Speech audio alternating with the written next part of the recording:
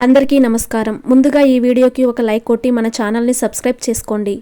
మనలో చాలామంది ఎప్పుడు పడితే అప్పుడు తలస్నానం చేస్తూ ఉంటారు. కానీ కొన్ని వారాల్లో మాత్రం పొరపాటును కూడా తలస్నానం చేయకూడదని వేద పండితులు సూచిస్తున్నారు. 100కి 99% మందికి ఈ విషయాలు తెలియకపోవచ్చు. కాబట్టి ఈరోజు వీడియోలో ఏ రోజు తలస్నానం చేస్తే మంచి జరుగుతుంది, ఏ రోజు తలస్నానం చేయకూడదు, నీటిలో ఏ వస్తువులు వేసుకుని తలస్నానం చేయాలి, ఇలా ఎన్నో ముఖ్యమైన విషయాల గురించి తెలుసుకుందాం. ముందుగా ఈ వీడియోకి ఒక లైక్ కొట్టి ప్రతి ఒక్కరూ ఓం నమః శివాయ అని కామెంట్ చేయండి. మనలో చాలామంది ఆదివారం వచ్చిందంటే చాలు తలస్నానం చేసేస్తారు. కానీ ఆదివారం తలస్నానం చేయకూడదు. ఆదివారం తలస్నానం చేస్తే చర్మ సౌందర్యం తగ్గుతుందట. అలాగే ఆరోగ్యపరంగా కూడా ఆదివారం తలస్నానం చేస్తే శరీరంలో వేడి పెరుగుతుందట. అలాగే లక్ష్మీ కటాక్షం తగ్గి అనవసరపు ఖర్చులు పెరుగుతాయని నమ్మకం. కాబట్టి ఆదివారం ఎప్పుడూ కూడా తలస్నానం చేయకండి. కానీ అత్యవసరంగా ఆదివారం తలస్నానం చేయాల్సి వస్తే నీటిలో ఒక ఎర్రటి పుష్పాన్ని వేసి తలస్నానం చేయండి. ఎలాంటి దోషం ఉండదు. కానీ సోమవారం తలస్నానం చేస్తే చాలా మంచిది. చంద్రుడు సౌందర్యానికి కారకుడు. కాబట్టి సోమవారం తలస్నానం చేస్తే ముఖంలో కాంతి పెరుగుతుంది. ముఖ్యంగా ఎక్కువ టెన్షన్ పడేవారు సోమవారం తలస్నానం చేయండి. మానసిక ప్రశాంతత కలుగుతుంది. సోమవారం చేసే తలస్నానానికి అకాల మృత్యు దోషాలు కూడా తొలగిపోతాయి. అయితే సోమవారం తలస్నానం అందరికీ శుభమే. కానీ పుత్ర సంతానం ఉన్న తల్లులు సోమవారం తలస్నానం చేయకూడదని అంటారు. అలాగే మంగళవారం ఎట్టి పరిస్థితుల్లోనూ తలస్నానం చేయకూడదు. మంగళవారానికి అధిపతి కుజుడు. కాబట్టి మంగళవారం తలస్నానం చేస్తే మీ ఆయుష్ తగ్గుతుంది. ఎవరైనా మంగళవారం తలస్నానం చేస్తే వారికి కోపం కూడా పెరుగుతుందట. దీనివల్ల కుటుంబంలో గొడవలు, శత్రువుల మధ్య వివాదాలు చోటు చేసుకుంటాయి. ముఖ్యంగా కుజదోషం ఉన్నవారు మంగళవారం తలస్నానం చేస్తే కుజదోషం ఇంకా పెరుగుతుంది. దీనివల్ల వివాహంలో ఆటంకాలు ఏర్పడతాయి. ఇక ఆరోగ్యపరంగా చూసుకుంటే మంగళవారం తలస్నానం చేస్తే బీపీ సమస్యలు వచ్చే అవకాశం ఉంటుంది. అయితే అత్యవసరంగా మంగళవారం తలస్నానం చేయాలంటే నీటిలో కొంచెం విభూది కలుపుకొని తలస్నానం చేయండి. ఎలాంటి దోషం ఉండదు. ఇక బుధవారం తలస్నానం చేస్తే అత్యంత శుభకరం మరియు లాభదాయకం. శాస్త్రాల ప్రకారం బుధవారం తలస్నానం చేసేవారికి లక్ష్మీ కటాక్షం కలుగుతుంది. వ్యాపారస్తులకు, ఉద్యోగాలు చేసేవారికి ధన ప్రవాహం పెరుగుతుంది. ముఖ్యంగా విద్యార్థులు బుధవారం తలస్నానం చేస్తే విద్యాబుద్ధులు పెరిగి చదువులో ఏకాగ్రత, జ్ఞాపక శక్తి పెరుగుతాయని నమ్మకం. కాబట్టి ప్రతి ఒక్కరూ బుధవారం తలస్నానం చేయండి. అలాగే ఆడవారు బుధవారం తలస్నానం చేస్తే ఐదోతనం పెరుగుతుందని, ఇంట్లో ప్రశాంతత నెలకొంటుందని నమ్మకం. ఇక గురువారం ఎట్టి పరిస్థితుల్లోనూ తలస్నానం చేయకూడదు. గురువారం తలస్నానం చేస్తే మీ ఇంట్లో ఉన్న లక్ష్మీదేవి బయటకు వెళ్ళిపోతుందని, ఇంట్లో వృధా ఖర్చులు పెరుగుతాయని నమ్మకం. ఎవరైతే గురువారం తలస్నానం చేస్తారో వారి జాతకంలో గురుబలం తగ్గి పనుల్లో ఆటంకాలు ఏర్పడతాయి. ముఖ్యంగా ఆడవారు గురువారం తలస్నానం చేస్తే భర్త ఆరోగ్యంపై ప్రభావం పడుతుందని, భర్త ఆదాయం కూడా తగ్గుతుందని పండితులు సూచిస్తున్నారు. గురువారం విద్యార్థులు తలస్నానం చేస్తే చదువులో ఏకాగ్రత తగ్గుతుంది. అయితే గురువారం తప్పనిసరిగా తలస్నానం చేయాల్సి వస్తే నీటిలో చిటికెడు పసుపు కలిపి తలస్నానం చేయండి. దోషం ఉండదు. ఇక శుక్రవారం ఆడవారు తలస్నానం చేస్తే మంచిది. కానీ మగవారు పొరపాటును కూడా శుక్రవారం తలస్నానం చేయకూడదు. స్త్రీలు శుక్రవారం తలస్నానం చేసి లక్ష్మీదేవిని పూజిస్తే ఇంట్లో ధనధాన్యాలకు కొరత ఏర్పడకుండా మీ భర్త ఆయుష్, ఆదాయం పెరుగుతుంది. కానీ మగవారు శుక్రవారం తలస్నానం చేస్తే అనవసరమైన ఖర్చులు పెరుగుతాయని, పనుల్లో ఆటంకాలు ఏర్పడతాయని నమ్మకం. అయితే శుక్రవారం తప్పనిసరిగా తలస్నానం చేయాల్సి వస్తే నీటిలో కొన్ని పాలు వేసుకుని తలస్నానం చేయండి. ఎలాంటి దోషం ఉండదు.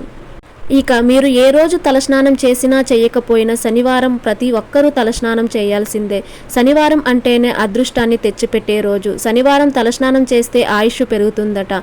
అలాగే కీళ్ల నొప్పులు, నరాల బలహీనత సమస్యలతో బాధపడేవారు ప్రతి శనివారం శరీరానికి నువ్వుల నూనె రాసుకుని స్నానం చేస్తే అనారోగ్య సమస్యలన్నీ తొలగిపోతాయి.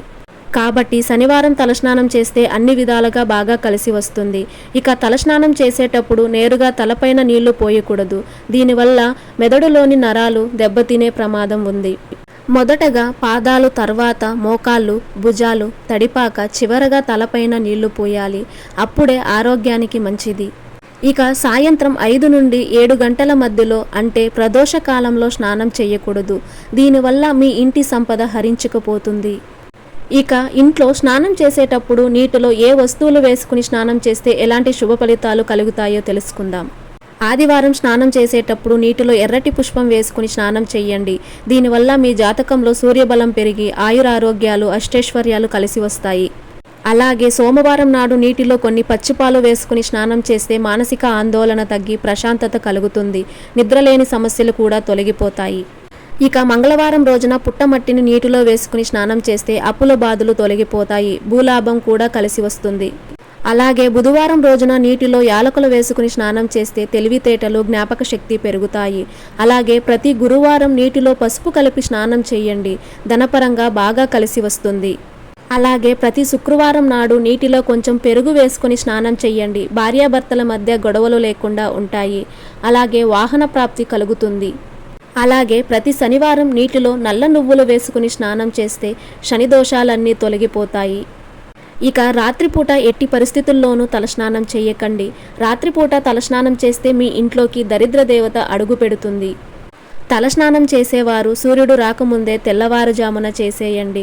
సూర్యోదయానికి ముందే తలస్నానం చేస్తే దాన్ని మునిస్నానం అని అంటారు. మునిస్నానం వల్ల ఎన్నో శుభ ఫలితాలు కలుగుతాయి. అలాగే స్నానం చేసేటప్పుడు తూర్పు ముఖంగా కానీ ఉత్తర ముఖంగా కానీ నిలబడి స్నానం చేయాలి. దీనివల్ల దేవతల అనుగ్రహం కలుగుతుంది. కానీ దక్షిణముఖంగా నిలబడి స్నానం చేయకండి. ఇక తలస్నానం చేసిన తర్వాత వెంటనే మంచం పైన కూర్చోకూడదు. ఇది మీ ఇంటికి దరిద్రాన్ని తెచ్చిపెడుతుంది. అలాగే తలస్నానం చేసిన తరువాత వెంటనే అద్దం చూడకూడదు. ఇక మీ ఇంట్లో ఉన్న చిన్నపిల్లలకు దిష్టి తగిలినట్టు అనిపిస్తే నీటిలో తులసి ఆకులు వేసి స్నానం చేయించండి. నరదిష్టి దోషం వెంటనే తొలగిపోతుంది. ఇక రాత్రిపూట పీడకలలు ఎక్కువగా వస్తుంటే మీరు స్నానం చేసేటప్పుడు నర్మదాయే నమః అనే నామాన్ని జపించండి. పీడకలలు రావు.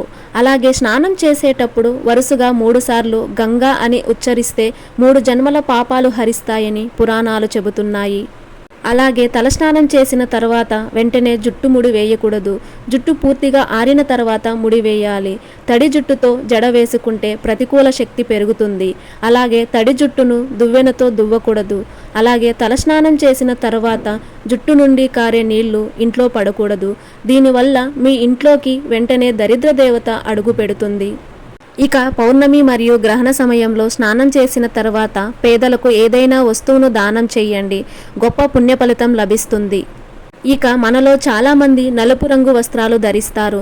కానీ తలస్నానం చేసిన తర్వాత నలుపు రంగు వస్త్రాలు ధరించకండి. దీనివల్ల మానసిక ప్రశాంతత లోపిస్తుంది. అలాగే స్నానం చేసిన తర్వాత చినిగిన బట్టలు ధరించకూడదు. దీనివల్ల మీ జాతకంలో శుక్రగ్రహం బలహీనపడి మీ ఆదాయాన్ని తగ్గిస్తుంది. ఇక ముఖ్యమైన పని కోసం బయటికి వెళ్ళేటప్పుడు తలస్నానం చేసి పెద్దలకు నమస్కారం చేసుకుని వెళితే మీ పనుల్లో ఆటంకాలు లేకుండా విజయం సాధిస్తారు. ఇక మనలో కొంతమందికి అరికాళ్ళు మంటలు ఉంటాయి. అలాంటి వారు అరికాళ్లకు ఆవు నెయ్యి రాసుకొని స్నానం చేస్తే అరికాళ్ళ మంటలు తగ్గుతాయి. ఇక స్నానం చేసేటప్పుడు నాభిని కూడా శుభ్రం చేసుకోవాలి. నాభి శుభ్రంగా ఉంటే మీ శరీరంలోని 70,000 నాడులు ఆరోగ్యంగా ఉంటాయి. ఈ వీడియో మీకు నచ్చినట్లయితే ఒక లైక్ కొట్టి మీకున్న ధర్మ సందేహాలకు కామెంట్ చేయండి. ఓం నమః శివాయ.